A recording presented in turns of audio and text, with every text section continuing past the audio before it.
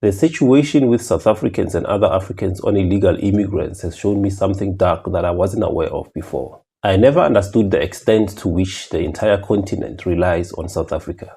I have always underestimated the dependency on South Africa until South Africa decided to start enforcing its own immigration laws, as they should.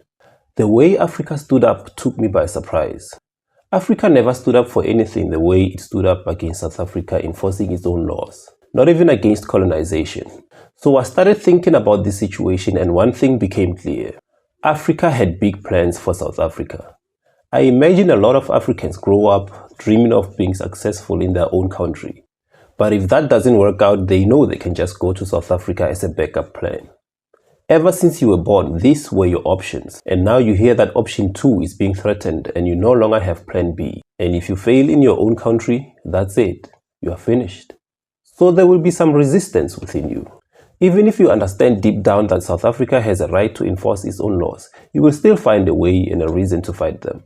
You may even claim that they are hurting people or they are doing stuff to people. Basically claim anything just to justify your fighting South Africans. Because you know that if you tell the truth and just say that you are really against South Africa enforcing its own laws, people will look at you and see the hypocrite that you are, fighting to benefit from the destruction of another country. So you fabricate stories and accusations that you can use to justify why you are fighting South Africans. But you have to understand that while South Africa may be plan B for other Africans, South Africans don't have a plan B. This is it for them. They fail here, that's it. They're finished. So it's only fair that you also start having your own country as your only plan. And if you know that your country is all you have, you will start channeling all your energy towards fighting those who are destroying your country instead of fighting South Africans. Guys, fighting South Africa won't help you. You have no equal rights and privileges in South Africa. You are not a citizen. South Africa's government only prioritizes South Africans' needs. That's why you started to see them arresting illegal immigrants soon as the marches started. Because your pressure doesn't matter to the South African government. Only the pressure coming from South African citizens counts. Your pressure only works in your own country where you are a citizen. So you are focusing all your energy where it won't yield any results. Think about it. Between your voice and the voice of South Africans in South Africa, whose voice do you think matters? Yours? Guys, learn to use your resources strategically. Channel your resources where they will make a positive impact in your life. The South African government has no obligation to do anything for you. Focus on yours. Coming back to the reaction from other Africans, it showed me that the whole continent's plans revolved around South Africa. And that's dangerous. Imagine having a neighbor that likes to borrow your stuff. And it gets to a point where they start including your stuff in their own budget. At that stage, they no longer see your help as help. They see your things as theirs. They are entitled to your things now. Because your help has been given for so long, it's now expected to last forever. Until one day your own children start to realize that sharing stuff with neighbors compromises their needs.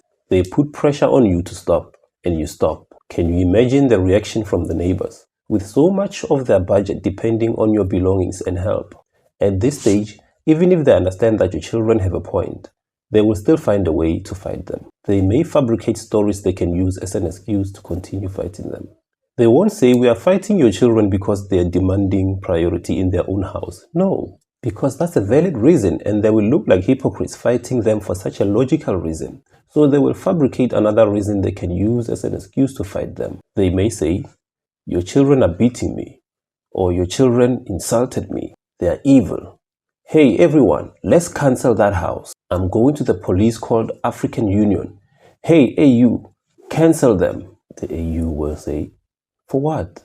For demanding priority in their own house? No, for beating me or insulting me. So South Africans, you do not understand why you keep repeating yourselves and explaining that you only want implementation of your own immigration laws. These guys know what you want. They're still in shock and denial. They can't accept this new reality. They know what you are saying. Why not keep moving forward? Don't stop. The only way to deal with this type of hypocrisy is to never stop. Keep moving ahead with plans. After a few months and years, they will realize that plan B is gone. They will adjust. And strangely, you will hear them start to agree with you as their emotions settled into their new reality. It's nothing personal. It's just human nature. Don't entertain it. keep moving. Ngiyakubingelela mbukeli. Njengoba vele umuzwile ubhuti ebeka umbono wakhe ukuthi ngalaba bafowethu abaqhamuka kwamanye amazwe ukuthi yini laba inhloso zabo ayizele South Africa ukuthi abaphumelele emazweni abo bese benza South Africa ibe i-second option.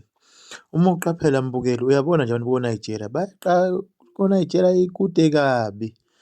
Badlule wonke amazwe baze bofika le-South Africa bazosifuca iy'dakamizwa bazokhwabanisa. Vele basuke vele befuna ukuphumelela ngenkani. Ubuke o-Ethiopia, oSomali basekude kabi but i-destination yabo, inhloso yabo ukuza le-South Africa bazosicekela phansi. Kahle kahle mbukeli, i-South Africa yi-America yale Africa la. Mbukeli, awuthini wakho umbono? Siphinde sibonane eviki elandelayo. Ube nosuku oluhle.